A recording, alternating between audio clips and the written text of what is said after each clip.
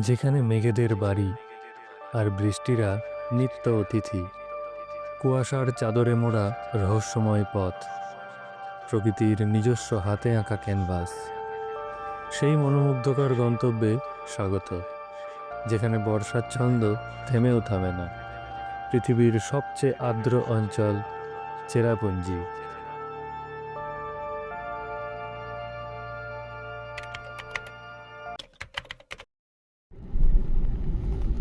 বেরিয়ে পড়লাম সেই ছোটবেলায় ভূগোল বইয়ে পড়া চেরাপুঞ্জির উদ্দেশ্যে। শহুরে এলাকা ছেড়ে বেরোতেই চারপাশের প্রাকৃতিক সৌন্দর্য মন ভরিয়ে দেয়। পৌঁছলাম মকডক ভ্যালি ভিউ পয়েন্ট। পাহাড়ের অনেক নিচ দিয়ে বয়ে চলা নাম না জানা নদীর আওয়াজ শুনতে শুনতে ও সুদূর বিস্তৃত সবুজ উপত্যকার দিকে তাকিয়ে খানিকটা সময় বেশ কেটে যায়। আবার গাড়ি এগিয়ে চলল। পরবর্তী স্পট গার্ডেন অফ কেভস। বেশ বিস্তৃত এলাকা জুড়ে প্রাকৃতিকভাবে সৃষ্ট নানা রকম ফরমেশনে তৈরি হওয়া অনেক রকম গুহা, জলপ্রপাত ও পাথুরে বাগান যেন। পর্যাপ্ত বর্ণনা সহ বোর্ড দেওয়া রয়েছে। ভালোভাবে ঘুরে দেখতে বেশ ভালোই সময় লাগে।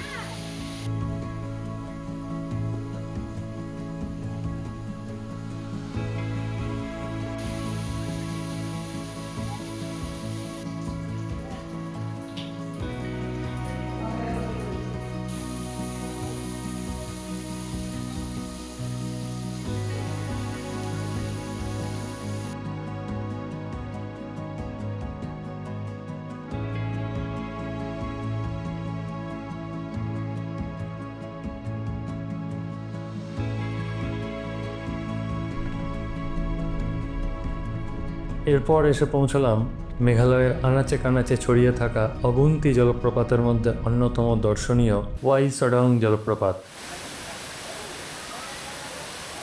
রাস্তা থেকে বেশ খানিকটা খাড়া সিঁড়ি বেয়ে নিচে নামতে হয়, তবে অল্প কিছু সিঁড়ি নামার পরেই রয়েছে এক সুন্দর ভিউ পয়েন্ট। এর পরের অংশ, যা জলপ্রপাতের একদম নিচ অবধি নিয়ে যায়, সেই পথ বেশ কঠিন। জলপ্রপাতের একদম নিচে গেলে চোখে পড়ে তার চারপাশের পাহাড়ের গায়ের অদ্ভুত গঠনশৈলী। চুনাপাথর বা লাইমস্টোনের এই অদ্ভুত গঠনশৈলী খাসি পাহাড়ের মালভূমি অঞ্চলের অন্যতম বৈশিষ্ট্য। ওয়াই সেডং জলপ্রপাত প্রায় 51 মিটার উঁচু, ওপর থেকে নিচে 3টি ধাপে নেমে আসে এবং প্রতিটি ধাপে একটি করে পুল তৈরি করে। নীল সবুজ বা পান্না সবুজ রঙের স্বচ্ছ জল এর অন্যতম বৈশিষ্ট্য।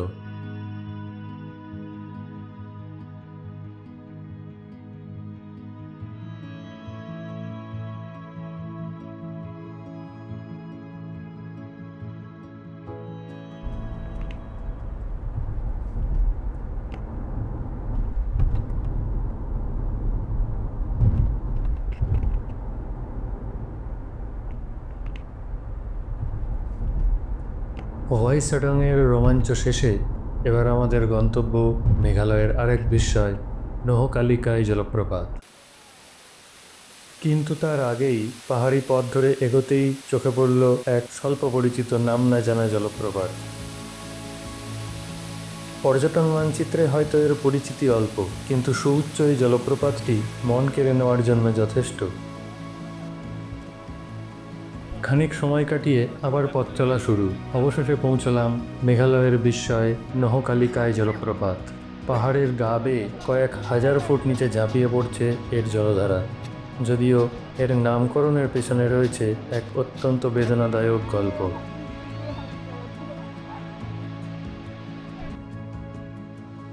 এই পর্বের গল্পের এখানেই শেষ।